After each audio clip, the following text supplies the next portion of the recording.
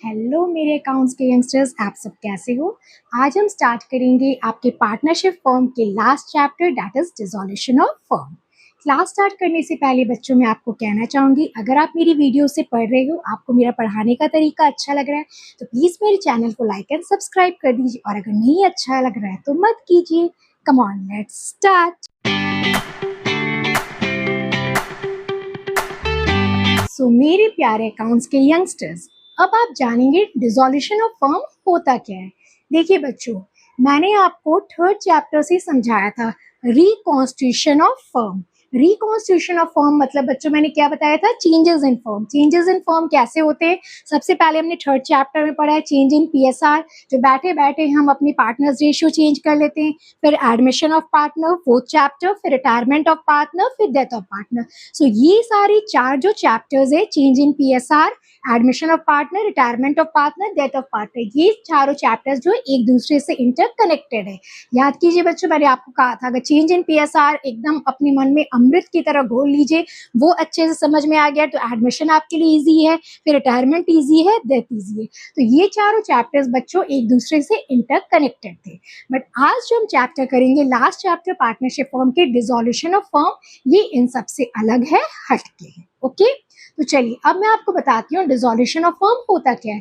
देखिए बच्चों, जब बिजनेस बंद होता है, ठीक है, तब क्या करना पड़ता है। जब बिजनेस बंद हो जाता है तो जो भी आपकी अकाउंटिंग है, बुक्स ऑफ अकाउंटिंग को हमें क्लोज करना पड़ता है। इसलिए ये चैप्टर आपके, ये चारों चैप्टर से आपके डिफरेंट है। Okay, so dissolution of firms को इन सिंपल लैंग्वेज में आपको बोलूं तो जब आपका पार्टनरशिप फर्म बंद हो रहा है, जब आपका बिजनेस बंद हो रहा है, तो हमारी जो भी अकाउंटिंग है उसे हमें बंद करना होता है, क्लोज करना पड़ता है अपने बुक्स ऑफ अकाउंट्स। और उसके बाद हम क्या करते हैं, समझे आपका बिजनेस बंद हो गया है तो आपके पास जो भी एसेट्स है आप उसको बेचेंगे तो आपको पैसा आएगा, और फिर जो पैसा आएगा उससे अपनी लाइबिलिटीज जो है उसको पे ऑफ करेंगे।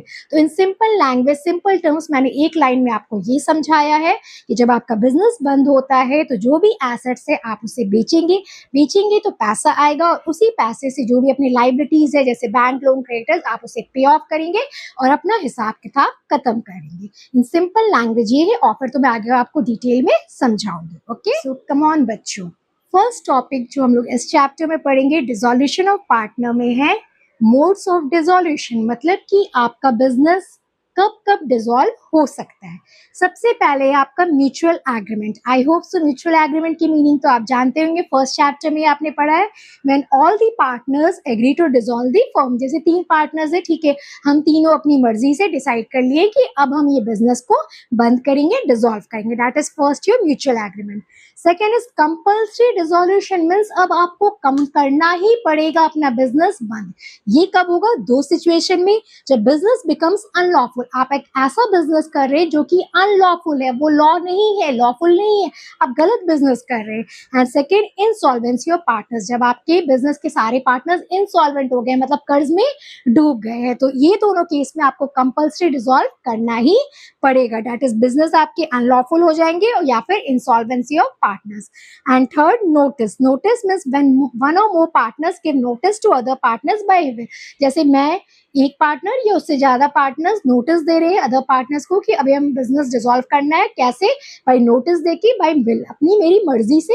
और फिर अगर दूसरे पार्टनर सब एग्री हो जाएंगे, ठीक है, तो है, तो बस उसके लिए आपको सबसे पहले नोटिस देना पड़ेगा। तो ये तीन क्लियर है, हम इस तीन तरीके से अपने बिजनेस को डिसॉल्व कर सकते हैं। First mutual agreement, second compulsory dissolution, वो आपके दो सिचुएशन हो सकते हैं, जब आपके बिजनेस अनलॉफुल हो जाए या फिर insolvency of partners, and third is by giving notice. Okay, I hope so आपको समझ में आ रहा होगा हम किस किस तरह अपने बिजनेस को डिसॉल्व कर सकते हैं या फिर हो सकता है। ओके, चलिए इसे नोट कर लीजिए। नाउ फोर्थ मोड इज बच्चों डिसॉल्यूशन बाय कोर्ट। अब कोर्ट से ऑर्डर आ गया है कि आपको अपना बिजनेस डिसॉल्व करना ही होगा। कोर्ट कब ऑर्डर दे सकता है, partner becomes person of unsound mind, जैसे आपके बिजनेस का कोई पार्टनर अनसाउंड माइंड का हो गया, अब उसका दिमाग काम ही नहीं कर रहा, तो बिजनेस कैसे संभालेगा, तब आपको कोर्ट ऑर्डर दे देगा कि आपको अपना बिजनेस डिसॉल्व करना पड़ेगा। Second, permanently incapable of performing his duties, like कोई पार्टनर है है उसको, वो पैरालाइज हो गया। अब पैरालाइज हो गया तो वो तो बेड पे ही रहेगा, तो वो कैसे परफॉर्म करेगा ड्यूटीज। तो सेकंड, जब partner become permanently incapable of performing his duties. And third, found guilty of misconduct, उसने कुछ ऐसा पार्टनर ने कर दिया है that he was found guilty of misconduct. तो इस 3 केसेस में आपको कोर्ट से ऑर्डर आ जाएगा कि आपको अपना बिजनेस डिसॉल्व करना ही होगा। First, partner becomes person of unsound mind हो जाए, second, permanently incapable of performing his duties, and third, found guilty of misconduct. Okay, next one is बच्चों, any event written in partnership deed that on this event firm would be dissolved। मतलब कि ये event अगर हुआ तो firm आपका dissolve हो जाएगा। तो ये कौन सा इवेंट है? इफ एनी पार्टनर्स डाइज, अगर कोई आपका पार्टनर के डेथ हो जाए तो, और ये पार्टनरशिप डीड में लिखा है तो आपका फर्म डिसॉल्व हो जाएगा। Second, on expiry of the term for which firm was constituted. अब आप बच्चों पूछोगे कि कोई बिजनेस ऐसे ओपन करता है क्या कि मैं 5 साल के लिए चलाऊंगा बिजनेस, 10 साल के लिए? ऐसा मोस्टली कभी नहीं होता। हर कोई चाहता है कि उसका बिजनेस लॉन्ग टाइम तक फॉरएवर चले। कौन ही सोच के चलता है कि मेरा 5 साल बिजनेस चले या 10 साल। बट कुछ कुछ बिजनेस ऐसे होते हैं बच्चों जो कि आप आगे जाके पढ़ोगे कि वो अपने फिक्स टर्म के लिए कि 5 इयर्स तक हमें ये बिजनेस चलाना है, उसके बाद हमें ये करके दूसरा बिजनेस करना है। ठीक है, तो आप आगे जाके पढ़ोगे। ठीक है, तो ये 2 इवेंट ऐसे है और ये आपको मेंशन होना चाहिए पार्टनरशिप डीड में। ये पार्टनरशिप डीड में मेंशन होना चाहिए। अगर पार्टनरशिप डीड में मेंशन नहीं है तो फिर आपका फर्म डिसॉल्व नहीं होगा, आपका बिजनेस डिसॉल्व नहीं होगा। तो इट इज मैंडेटरी कि पार्टनरशिप डीड में मेंशन हो कि अगर ये इवेंट हुए तो आपका बिजनेस डिसॉल्व हो जाएगा। तो ये कौन से 2 इवेंट है? इफ एनी पार्टनर डाइज, अगर कोई पार्टनर की डेथ हो जाए, और second, on expiry of the term, जैसे कि आपने बिजनेस ये खोल करके रखा है कि ये 5 इयर्स तक हमें ये बिजनेस चलाना है और 5 इयर्स ओवर हो गए तब आप अपने फर्म बिजनेस को डिसॉल्व कर लेंगे। ओके, तो चलिए बच्चों, ये थे आपके मोड्स ऑफ डिसोल्यूशन की ऐसे ऐसे सिचुएशन में आपको अपने बिजनेस को डिसॉल्व करना होगा। ठीक है, चलिए, आई होप सो आपको पढ़ के थोड़ा इंटरेस्ट आ रहा होगा कि फर्म बिजनेस कब कब डिसॉल्व हो सकता है या फिर बिजनेस वाले को डिसॉल्व करना ही पड़ेगा, चाहे उनकी मर्जी हो चाहे ना हो। ओके, तो फर्स्ट हमने क्या पढ़ा था? आपका म्यूचुअल एग्रीमेंट, सेकंड आपकी कंपल्सरी डिसोल्यूशन थे, थर्ड बाय नोटिस थे, एंड फोर्थ जो हमने पढ़ा था, फोर्थ क्या था बच्चों? हाँ, फोर्थ डिसोल्यूशन बाय कोर्ट, जब आपको कोर्ट ऑर्डर दे देगा कि आपको करना ही पड़ेगा। एंड फिफ्थ, जब ऐसा कोई इवेंट हो जाए जो पार्टनरशिप डीड में मेंशन्ड है तो फिर आपको वो अपने बिजनेस को डिसॉल्व करना ही पड़ेगा। चलिए, ओके, नोट कर लीजिए आप सब। कम ऑन बच्चों, सेकंड टॉपिक हमारे चैप्टर डिसोल्यूशन ऑफ फर्म की है आपकी section 48 of Indian partnership act 1932, and इसे आप मार्क कर लीजिए एज वेरी इंपॉर्टेंट। ठीक है, तो चलिए बच्चों, section 48 of Indian partnership act 1932 आपको क्या बोलता है? मैंने आपको क्लास के स्टार्टिंग में कहा था डिसोल्यूशन मतलब क्या होता है। अब आपका बिजनेस बंद हो रहा है तो आपके बुक्स ऑफ अकाउंट्स को क्लोज करना है। तो क्लोज करेंगे तो क्या करेंगे? मैंने पहले आपको क्या कहा था? एसेट सेल करेंगे, फिर जो पैसा आएगा उससे अपने लाइबिलिटीज को पे ऑफ करेंगे। तो उसी ऑर्डर में देखिए, सेटलमेंट ऑफ अकाउंट्स मतलब हमारे बुक्स ऑफ अकाउंट्स को क्लोज करना। तो सबसे पहले क्या करेंगे? सेल ऑफ एसेट्स, अपने एसेट्स को सेल करेंगे। फिर आपका realisation expenses, realisation expenses means बच्चों expenses incurred on sale of assets. Like for example, जैसे कि मुझे मेरा बिजनेस बंद हो रहा है तो मुझे अपने बिजनेस का जैसे जितने भी लैपटॉप्स है उसे सेल करना है। तो मैंने एक शॉप को फोन किया, ठीक है, उसने कहा ठीक है आप आ जाइए, ठीक है, मैं आपके सारे लैपटॉप्स को खरीद लूंगा। फिर अब मैं वहां उस दुकान गई, ठीक है, उस दुकान गई तो उस दुकान के जाने में मेरे जो पेट्रोल के खर्चे हुए या जो भी खर्चे हुए, जाने में, आने में, बीच में कुछ मैंने खाया पिया, चलिए नहीं खाया पिया, अभी मेरा बिजनेस डूब गया, बंद हो रहा है, ठीक है, और पेट्रोल के खर्चे से तो आप नहीं बच सकते हो, तो जाने में जो पेट्रोल का खर्चा हो, आने में, तो जो भी खर्चा आपके सेल ऑफ एसेट्स में, आपको एसेट्स बेचने में जो भी खर्चा करना पड़ रहा है उसको बोलते हैं रियलाइजेशन एक्सपेंसेस। ठीक है, तो सबसे पहले अब आप क्या करेंगे? एसेट्स को सेल करेंगे और उसमें जो भी खर्चा होता है उसको बोलते हैं रियलाइजेशन एक्सपेंसेस। ठीक है, ये दो हो गया। नेक्स्ट है पे ऑफ सिक्योर्ड लायबिलिटी। अब आपने एसेट्स बेच लिए, अब आपके पास पैसा आ गया, तो सबसे पहले आप क्या पे ऑफ करेंगे? Secured liability. आपको ध्यान होगा बच्चों, सिक्योर्ड लायबिलिटी मींस वो लायबिलिटी जिसके लिए मैंने सिक्योरिटी दे रखी। जैसे फॉर एग्जांपल आपने बैंक से लोन लिया है तो उसके सिक्योरिटी में आप अपने बिजनेस का आपने क्या है? मशीनरी दे रखा है। ठीक है, तो आप क्या करेंगे? उसे पे ऑफ करने के लिए अपने बिजनेस का जो मशीनरी जो आपने एज ए सिक्योरिटी दे रखा है बैंक को, आप उस मशीनरी को दे देंगे तो आपका वो सिक्योर्ड लायबिलिटी पे ऑफ हो जाएगा, ठीक है।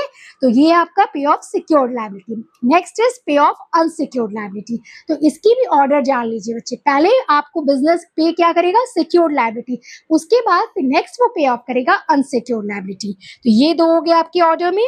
उसके बाद पार्टनर्स लोन। अब आपके बिजनेस में ही जैसे कि अगर हमारा बिजनेस ने किसी पार्टनर से लोन लिया, जैसे हम लोग फर्स्ट चैप्टर में पढ़े थे फंडामेंटल ऑफ पार्टनरशिप में, अगर किसी पार्टनर से लोन लिए तो उस पार्टनर को लोन को पहले फर्म जो है आपका बिजनेस पे ऑफ करेगा। एंड नेक्स्ट जो है पार्टनर्स के कैपिटल, पार्टनर्स के कैपिटल में जितना बैलेंस है, इतना क्रेडिट बैलेंस है जितना उनके हिसाब में है कि उनको इतना पैसा मिलना चाहिए। जैसे एडजस्टमेंट के बाद जो हम लोग चैप्टर ये change in PSR, admission, retirement, death में पढ़े थे कि सारे adjustments of goodwill, reserves, fictitious asset, WCR, IFR, revaluation of assets and liabilities के एडजस्टमेंट होने के बाद जितना आपका अमाउंट बैठता है कि इस पार्टनर को मिलना चाहिए, तो इतना अमाउंट जो आता है फिर हम वो पार्टनर्स कैपिटल को वो पे ऑफ करेंगे, ठीक है। तो ये हुआ, ठीक है। तो आप ऑर्डर वाइज ऐसे ब्रेक करके कर सकते हैं। सबसे पहले सेल ऑफ एसेट्स और उसमें जो खर्चा होता है, ठीक है, वो हम लोग करते हैं, ठीक है। ये फर्स्ट टू हो गया, फर्स्ट में ये हो गया। सेकंड, अब पैसा आया पे ऑफ सिक्योर्ड लायबिलिटी, फिर अनसिक्योर्ड लायबिलिटी, नेक्स्ट पार्ट हुआ। एंड थर्ड पार्ट फिर पार्टनर्स लोन और पार्टनर्स कैपिटल। तो ऐसे आप भाई पार्ट बाय पार्ट याद कीजिए, फर्स्ट, सेकेंड, थर्ड, तो आपको कोई कंफ्यूजन भी नहीं होगा। बट ये आपके लिए ऑर्डर बहुत इंपॉर्टेंट है। ऐसा नहीं कि अब आप सेल की एसेट्स तो पहले आप पार्टनर लोन को पे ऑफ कर देंगे, नहीं, पहले आपको सिक्योर्ड लायबिलिटी पे करना है, फिर अनसिक्योर्ड लायबिलिटी, फिर पार्टनर्स लोन, फिर पार्टनर कैपिटल। इसलिए मैं कह रही हूँ आप ब्रेक कर लीजिए, ये फर्स्ट पार्ट, ये सेकेंड पार्ट, ये थर्ड पार्ट। फर्स्ट पार्ट में sale of asset realisation expenses, second में pay off secured liability, unsecured liability, and third partners loan and partners capital. So ये ऑर्डर बहुत इंपॉर्टेंट है, ये आप समझ लीजिए, ओके। चलिए नोट कर, कम ऑन बच्चों। तो हमने एसेट्स बेच दिया, फिर उससे लायबिलिटीज जो है अपने ऑर्डर में पे ऑफ कर दी, पहले सिक्योर्ड लायबिलिटी, फिर अनसिक्योर्ड लायबिलिटी, फिर पार्टनर्स लोन, फिर partners capital. And last point जो कि रेयरली ऐसा होता होगा कोई बिजनेस में, if money left after payment, अगर ये सब पे ऑफ करने के बाद आपके कोई पैसा बच जाए तो distributed among partners in PSR. तो मुझे नहीं लगता है कि ऐसा कभी बिजनेस रिजॉल्व होने के बाद कोई पैसा कभी बचता होगा। तो ये आपको रेयरली होता होगा, बट अपने माइंड में याद रखिए कि अगर पैसा बच जाए तो बहुत अच्छी है, प्रभु की कृपा है अब आपके ऊपर तब तो, कि अगर आपका बिजनेस डिसॉल्व हो गया और सारे लायबिलिटीज पे ऑफ करने के बाद भी, पार्टनर लोन देने के बाद भी, पार्टनर्स के कैपिटल पे ऑफ करने के बाद भी पैसा बच जाए तो भाई राधे राधे।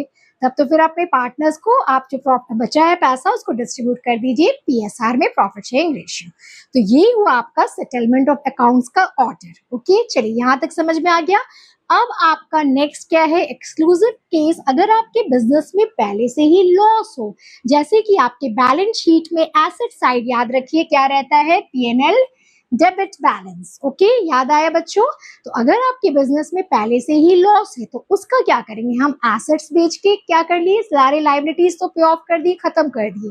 मगर अगर आपको पहले से लॉस है तो सबसे पहले उस लॉस को कैसे खत्म करेंगे, सबसे पहले आउट ऑफ प्रॉफिट हम पे ऑफ करेंगे, और उसके बाद सेकेंडली आउट ऑफ कैपिटल, और थर्डली अगर आपका प्रॉफिट भी खत्म हो गया लॉस पे ऑफ करने के बाद, मगर आपका लॉस बाकी है तो फिर सेकेंडली कैपिटल से पे ऑफ करेंगे, और उसके बाद भी अगर कुछ लॉस बच गया आपको, ठीक है, तो पार्टनर्स इन पीएसआर, मतलब पार्टनर्स अपने घर से पैसा लाएंगे अपने प्रॉफिट शेयरिंग रेशियो। तो ये आपका एक्सक्लूसिव केस है कि अगर आपके बिजनेस में अगर रिजॉल्व होते टाइम आपको पहले से लॉस पड़ा है, जैसे पीएनएल डेबिट बैलेंस, तो इस लॉस को खत्म करेंगे सबसे पहले आउट ऑफ प्रॉफिट, और प्रॉफिट से कर रहे फिर भी बच गया लॉस तो फिर हम कैपिटल से करेंगे, पार्टनर्स के कैपिटल से, और फिर भी बच गया लॉस तो पार्टनर्स अपने घर से प्रॉफिट शेयरिंग रेशियो में लाएंगे पैसा और इस लॉस को खल्लास कर देंगे, खत्म कर देंगे। तो ये आपका एक्सक्लूसिव केस है जब आपको लॉस हो आपके बिजनेस में पहले से ही एज आपको पीएनएल डेबिट बैलेंस, ओके। तो ये बहुत ही इंटरेस्टिंग केस है, समझ जाइए और नोट कर लीजिए। तो चलिए बच्चों, अब हमारे चैप्टर डिसोल्यूशन का थर्ड टॉपिक है सेक्शन 49। हमने इससे पहले पढ़ा था section 48, that is settlement of account, कैसे करेंगे आपके एसेट्स को बेच के, फिर आपके सारे लायबिलिटीज को पे ऑफ करके, और एक्सक्लूसिव जब लॉस हो आपको पहले से बिजनेस में तो क्या करना है। अब सेक्शन 49 आपको डिटेल में बताएगा पेमेंट ऑफ फर्म्स डेब्ट एंड प्राइवेट डेब्ट। ठीक है, ऐसे तो मैंने आपको ऑर्डर बता दिया है कि पहले सिक्योर्ड लोन को सिक्योर्ड लायबिलिटी को पे करना है, फिर अनसिक्योर्ड लायबिलिटी को, फिर पार्टनर्स लोन, फिर पार्टनर्स कैपिटल। ठीक है, और बट अब आपको ये सेक्शन 49 डिटेल में बताएगा फर्म्स डेब्ट और प्राइवेट डेब्ट के बारे में। फर्म्स डेब्ट बच्चों क्या होती है, बाय नाम आप समझ सकते हैं, बाय नेम्स फर्म्स डेब्ट मतलब फर्म की लायबिलिटी। ये जो मेरा फर्म है इसमें हम 3 पार्टनर्स है, तो हमारे फर्म की क्या लायबिलिटी है, दैट इज फर्म डेब्ट। और प्राइवेट डेब्ट मतलब पार्टनर्स की लायबिलिटी, हमारा अपना पर्सनल क्या लायबिलिटी। देखिए बिजनेस तो आपको बिजनेस होता है अपना, मेरे को कोई बोलने रोकने टोकने वाला नहीं है, बट आप एज कंपनी में एज एम्प्लॉय करेंगे तो कंपनी मालिक है, you are just an employ. ठीक है, उसमें आपका प्राइवेट कोई डेब्ट नहीं हो सकता, बट जब बिजनेस होता है, ठीक है, जो भी उसमें डेब्ट है वो सारे कंपनी के होते हैं, बस जस्ट आप कंपनी में जाके आप काम करते हैं, आप एज एम्प्लॉय। ठीक है, आपका उसमें कोई लायबिलिटी का कोई आपका नाम नहीं आएगा, जो है लायबिलिटी वो कंपनी की। बट जब आपका बिजनेस है, जब आपका फर्म है, ठीक है, तो उसके तो मालिक आप ही, आप 3 पार्टनर्स है तो आप 3 मालिक है। ठीक है, तो इसमें क्या होती है फर्म की लायबिलिटी, फर्म्स डेब्ट मतलब फर्म की लायबिलिटी जो है। ठीक है, और प्राइवेट डेब्ट मतलब पार्टनर्स की लायबिलिटी। अब आपको इसको और डिटेल में मैं समझाऊंगी तब आपको समझ में आएगा। अभी आप पहले ये नोट कर लीजिए कि फर्म्स डेब्ट मतलब फर्म की लायबिलिटीज और पार्टनर डेब्ट मतलब पार्टनर की लायबिलिटी। फिर नेक्स्ट में आपको डिटेल में समझाऊंगी तब आपको समझ में आएगा।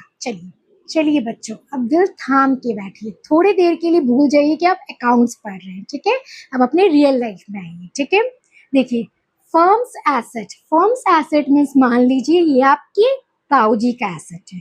ठीक है, और प्राइवेट एसेट मतलब आपके पापा का एसेट है। आप ठीक है बस बैठे हुए हैं, आप ये देख रहे हैं, तो फर्म्स एसेट मतलब ताऊजी का एसेट। अब इसको बिना देखिए आप बताइए, ताऊजी का एसेट है, ठीक है, और आपके घर में ताऊजी की बेटी भी है और आपके पापा की भी बेटी है। ठीक है, तो दोनों की शादी होगी, तो ताऊजी अपना एसेट पहले किस पे खर्चा करेंगे, अपने आपके हिसाब से ताऊजी की बेटी पे, कि आपके पापा की बेटी पे, बताइए किस पे करेंगे, ताऊजी की बेटी पे। तो उसी तरह देखिए फर्म्स एसेट मतलब ताऊजी का एसेट, तो वो खर्चा पहले किस पे करेंगे, ताऊजी की बेटी पे, मीन्स फर्म्स डेब्ट। तो नेम मैचिंग देखिए, फर्म्स एसेट पहले फर्म्स, तो आपको यहाँ पे बस याद क्या कर रखना है कि फर्म्स का अगर एसेट है, अगर फर्म का एसेट है तो वो पहले यूटिलाइज किस में करेगा, फर्म के डेब्ट को पे करने में, एंड सेकेंड आपके प्राइवेट डेब्ट को पे करने में। उसी तरह एज बाई रियल लाइफ मैंने एग्जांपल आपको बताया, ताऊजी का एसेट है तो वो पहले ताऊजी की बेटी पे खर्चा करेंगे शादी पे, उसके बाद जो बचा तब वो पापा की बेटी पे खर्चा करेंगे। आई होप सो आपको ये समझ में आ गया। रियल लाइफ एग्जांपल लेके, आपके घर में ताऊजी है और पापा है, ठीक है, आप एज अ थर्ड पर्सन है। ठीक है, तो ताऊजी के पास जो एसेट है तो वो किसकी शादी में पहले खर्चा करेंगे, ताऊजी की बेटी पे कि पापा जी की बेटी पे, पहले ऑब्वियसली ताऊजी की बेटी में करेंगे, और जो बचा वो आपके पापा जी की बेटी। और एक ट्रिक भी आपको समझा दे रही हूँ, फर्म्स एसेट तो ऑर्डर पहले मैचिंग होना चाहिए, फर्म्स डेब्ट, और उसके बाद जो बचा वो आपको प्राइवेट डेब्ट। ठीक है, आई होप सो आपको मजा आ रहा होगा। उसी तरह प्राइवेट एसेट, तो पापा का एसेट, तो पापा का एसेट पहले पापा की बेटी पे, फिर जो बचा वो ताऊ की बेटी पे, name matching, private asset private डेब्ट। ओके, और जो बचा फिर वो आपको फर्म्स डेब्ट। तो आप ऐसे यहाँ ऐसे समझ जाइए, फर्म फर्म, ठीक है, मैचिंग। तो एज एग्जाम्पल मैंने आपको ताऊ जी पापा जी का एग्जाम्पल दिया, वैसे भी आप समझ सकते हैं रियल लाइफ एग्जाम्पल के, और ऐसे अगर आपको ऐसे समझना है तो आप ऐसे भी कर सकते हैं, नेम मैचिंग होना चाहिए, पहले फर्म्स एसेट, पहले फर्म डेब्ट को, फिर बचा हुआ है तो प्राइवेट डेब्ट, उसी तरह प्राइवेट एसेट है तो पहले प्राइवेट डेब्ट, फिर जो बचा हुआ फर्म्स डेब्ट। ठीक है, आई होप सो आपको टॉपिक पढ़ने में मजा आया होगा, समझ में भी आ गया होगा। चलिए नोट कर लीजिए और अपने ताऊ जी पापा जी को बोलिए प्रणाम। चलिए बच्चों, अब एक एक थ्योरेटिकल क्वेश्चन से एग्जाम में आ जाते हैं, इस इंपॉर्टेंट मार्क कर लीजिए कि what is the difference between dissolution of firm और डिसोल्यूशन ऑफ पार्टनरशिप। अब दिल थाम के बैठिए, डिसोल्यूशन ऑफ फर्म, फर्म का डिसॉल्व होना मतलब बिजनेस का एंड होना। अगर आपका फर्म डिसॉल्व हो गया, फर्म खत्म हो गया, तो सब कुछ खत्म हो गया, आपका बिजनेस धंधा सब कुछ खत्म। और डिसोल्यूशन ऑफ पार्टनरशिप हो अगर, ठीक है, तो आपका बिजनेस कंटिन्यू होगा, सिर्फ आपके पार्टनर चेंज हो जाएंगे। ठीक है, नाम से याद रखिए, फर्म, फर्म बड़ा है, अगर फर्म बंद हो गया, फर्म डिसॉल्व हो गया, तो आपका बिजनेस भी खल्लास हो गया, सारा आपका धंधा पानी बंद हो गया। और अगर पार्टनरशिप डिसॉल्व होता है तो आपका बिजनेस कंटिन्यू चलेगा, सिर्फ इसमें पार्टनर चेंजेस होंगे। ओके, चलिए ये समझ लीजिए, और जो 2-3 यहाँ आपके डिफरेंस पॉइंट्स है वो आप बुक से देख लीजिएगा। मेन जो मुझे आपको कोर पॉइंट समझाना था वो बस इतना ही था। ओके, चलिए नोट कर लीजिए। चलिए कम ऑन बच्चों, जैसा कि मैंने आपको हर चैप्टर में बताया है कि इस चैप्टर में, पर्टिकुलर चैप्टर में हम क्या क्या टॉपिक्स स्टडी करेंगे, ठीक है, उसी तरह मैं आपको इस चैप्टर में बता रही हूँ topics to be studied in जिस चैप्टर। और इससे आपको ये भी समझ में आएगा कि आपको किस ऑर्डर में, जब आपको क्वेश्चन आएगा एक कंप्लीट, तो किस ऑर्डर में आपको सॉल्व करना है। सबसे पहले जैसे ही मैंने आपको कहा था कि जब बिजनेस डिसॉल्व होता है तो हमें क्या करनी होती है, accounting, books of accounting close करनी होती है। तो close the books of accounting by journal entry. Journal entry से आप अपने बुक्स ऑफ अकाउंटिंग को क्लोज करेंगे। बट कैसे करेंगे, उसके लिए मैंने आपको क्या कहा था, सबसे पहले हम करेंगे सेल या टेक ओवर ऑफ एसेट्स, ठीक है। तो हम एसेट्स को सेल करेंगे। और टेक ओवर मतलब क्या होता है, जैसे कि अगर आपका, ठीक है, बिजनेस बंद हो रहा है तो चलिए हम दूसरे को बेचने की जगह पार्टनर खुद बोल देते हैं, चलो हम ये ले लेते हैं, मेरे घर में ये सोफा काम आएगा, ये फर्नीचर काम आएगा, ये चेयर काम आएगा, ठीक है। तो उसका पैसा क्या है, वो पार्टनर खुद पैसा दे देता है, वो ले लेता है और पार्टनर दे देता है। बाहर वाले को बेचने की बजाय वो जो आपका बिजनेस का पार्टनर होता है वो ले लेता है और वो पैसा दे देता है, ठीक है। तो सेल और टेक ओवर ऑफ एसेट्स, और जो उससे पैसा आता है वो हम लोग लाइबिलिटीज को पे ऑफ कर लेते हैं, जैसा हमने प्रीवियसली पढ़ा आपके section 48 of Indian partnership act 1932, ठीक है। तो हम बुक्स ऑफ अकाउंट्स को क्लोज करेंगे बाय जर्नल एंट्री। तो जर्नल एंट्री कैसे करेंगे, अब ये दोनों से सेल और take over of assets and payment of liabilities करके जो आपको लेन देन का पैसा होगा उससे जर्नल एंट्री बनेंगे। तो उससे फिर हम अपने बुक्स ऑफ अकाउंट्स को क्लोज कर लेंगे, ठीक है। तो जर्नल एंट्री मेनली आपके इस दोनों से आएगी। जब हम एसेट्स को सेल करेंगे, ठीक है, तो पैसा आएगा, बैंक अकाउंट डेबिट होगा, कैश अकाउंट डेबिट होगा, और जो फर्नीचर जाएगा, तो फर्नीचर आपको पता है एसेट डेबिट आइटम, वो चला जाएगा तो क्रेडिट होगा। उसी से आपके सेल और take over of assets journal entry बनेगी, पेमेंट ऑफ लायबिलिटी से जर्नल एंट्री बनेगी, और वही जर्नल एंट्री से आपके बुक्स ऑफ अकाउंट्स यहाँ पे क्लोज हो जाएंगे। आई होप सब आपको समझ में आ गया हो। उसके बाद प्रॉफिट और loss distributed among partners and PSR. वही मैंने कहा है कि ये सारे सेटलमेंट होने के बाद कोई प्रॉफिट और लॉस, मैंने कहा है आपको 99% लॉस ही होता है, रेयरली ही होता है कि प्रॉफिट बचे, ठीक है। तो जो भी बचेगा आपको हम डिस्ट्रीब्यूट कर देंगे पार्टनर्स को पीएसआर में, और मोस्टली याद रखिए 99% लॉस ही होता है। और फिर लास्ट में पार्टनर्स कैपिटल अकाउंट को सेटल कर देते हैं। फर्म सेटल कर देती है, मीन्स लेन देन कर लेती है। अगर फर्म को देना है, ठीक है, फर्म को देना है तो पार्टनर कैपिटल अकाउंट को क्रेडिट कर देगी, और फिर अगर लेना है तो फिर उससे आपको डेबिट कर देगी। तो ये सारे हम लोग टॉपिक्स आपके पढ़ेंगे इस चैप्टर में। आई होप सो अब आपको एक सिनेरियो माइंड में सेट हो गया होगा कि चैप्टर डिसोल्यूशन में हमें क्या क्या पढ़ना है, ठीक है। चलिए नोट कर लीजिए, ये माइंड मैप सेट हो जाता है ना बच्चों, तो पढ़ने में इजी होता है हमें, कि हमें पता है कि इस चैप्टर में हमें क्या क्या पढ़ना है, तो और पढ़ने में मजा भी आता है और इंटरेस्टिंग। इसलिए बच्चों में हर चैप्टर्स में आपको ये कवर कर देती हूँ कि क्या क्या टॉपिक्स हमें इस चैप्टर में पढ़ना है। ओके, सो मेरे प्यारे अकाउंट्स के यंगस्टर्स, आज की क्लास में बस इतना ही। अब आप घर जाके ये टॉपिक सारे रिवाइज कीजिए, सो दैट कि नेक्स्ट क्लास में कंटिन्यू करूँ विद फुल कॉन्फिडेंस एंड जोश। Okay, thank you for watching video, bye bye, keep shining, keep smiling.